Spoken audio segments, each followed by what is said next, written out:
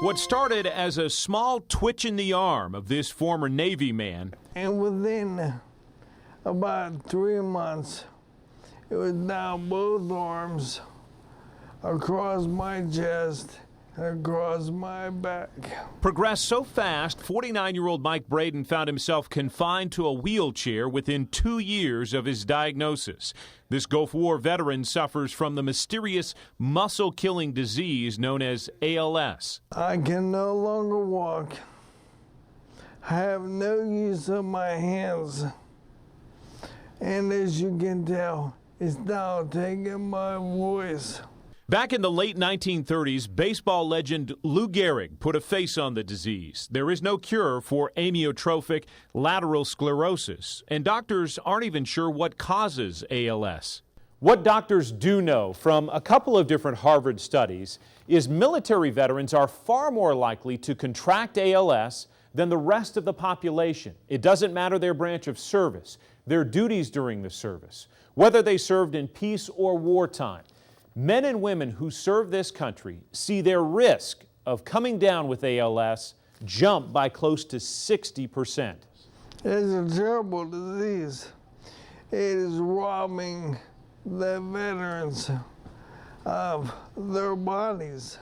This 10-year Navy vet with another 3 years in the National Guard took that message this spring to Capitol Hill. Mike met with Tennessee lawmakers in Washington, pleading with them to pump more federal money into research. They had no idea that this was service related. So our main objective while we were in D.C. was, first of all, to get awareness on every cure.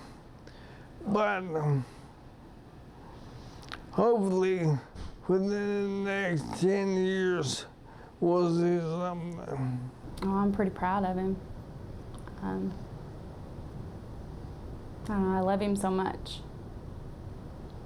Mike's wife, Sheila, is his 24/7 caregiver. She's been by his side from that fateful day when he first felt that little twitch in his arm. It was more than a decade after he'd retired from the Navy. It's disheartening. You give your life, and then you lose your life 20 years later. It's astounding, and they don't even know why. Is it the exertion? Is it exposure? Is it the immunizations? If they could just find why, could do something with it. But what keeps you strong? My faith and my love. And I don't want my son to have to worry about it. Mike's son followed his dad into the service and is due home from Marine boot camp next month. What's that day going to be like for you? I'm very proud. A proud military dad, now locked in a battle to protect his son and thousands of other veterans from suffering his same fate. My doctor told me the way I'm progressing, I probably have about 3 years left. And that was about almost a year ago.